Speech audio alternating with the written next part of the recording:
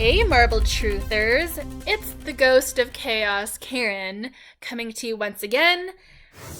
I wanted to discuss the vote out of Abby Meager. She was voted out of the circle with her twin, Brian De Leon, right alongside her. Now, the Marbles guided the Marble Truthers to writing Abby's name down through Will Bodak. And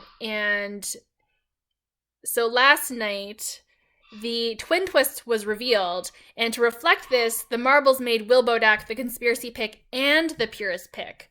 Get it? Because it's double. Those very cheeky Marbles had something to say.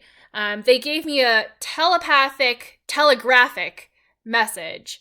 And so let me take you through the words and messages I got from the Marbles. So, Will Bodak, okay, I searched Bodak, obviously, yielded Bodak yellow.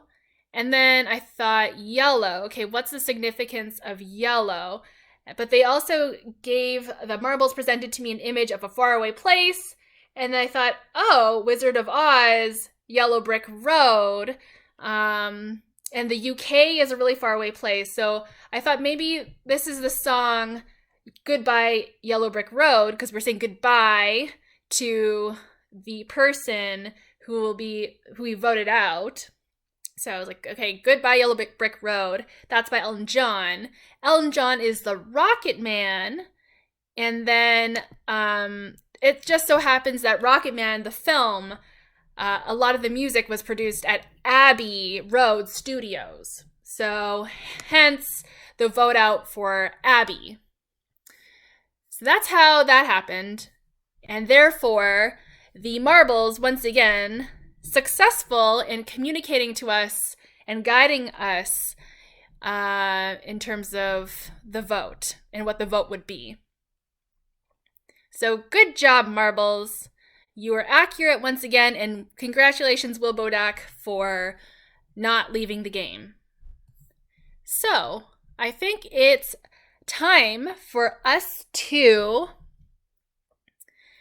go to the marble track, or marble racetrack, and I will be joined once again by my associate. I am now joined by my associate at the racetrack. It is Cage. Cage, how's your day been going? It's been going pretty well, Karen. Nothing really to complain about. How about you?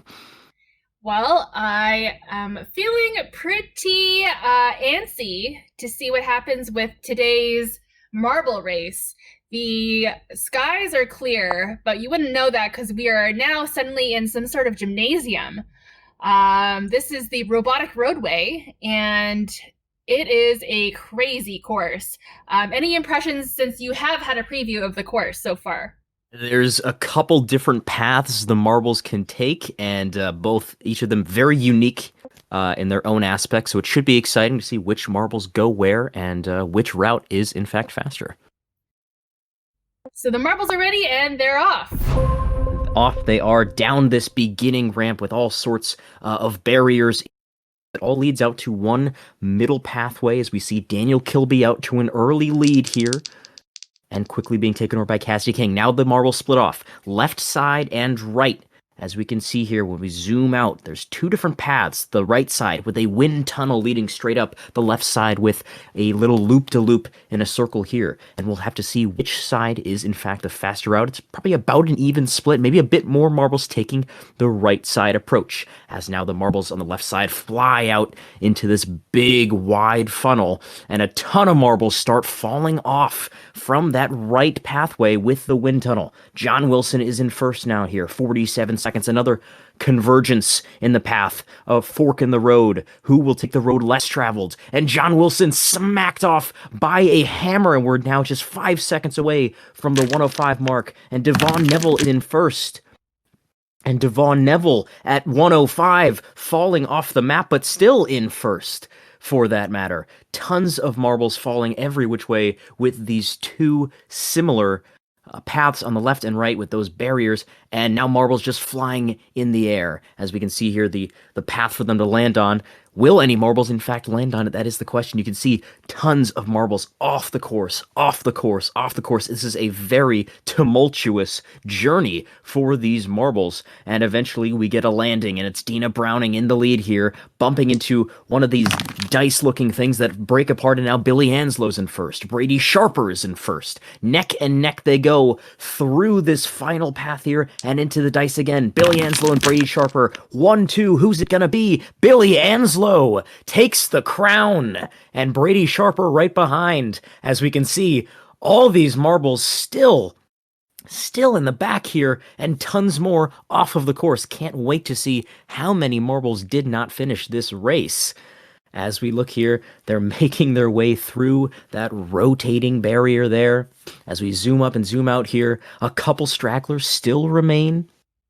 And in dead last place, oh my dear heavens, what is going on with Jack Linehan? He is completely stuck, it seems, on a purple dice, and eventually the dice falls apart, and Jack Linehan now making his way down.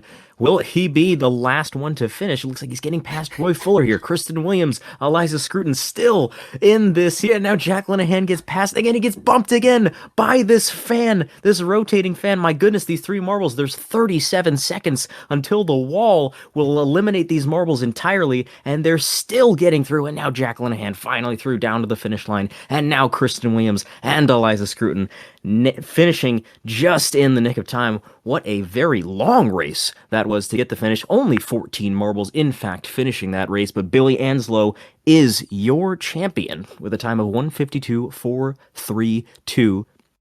And of course, we can't forget that Devon Neville was in first at 1 minute and 5 seconds. Purist conspirators, take note. That was the robotic roadway.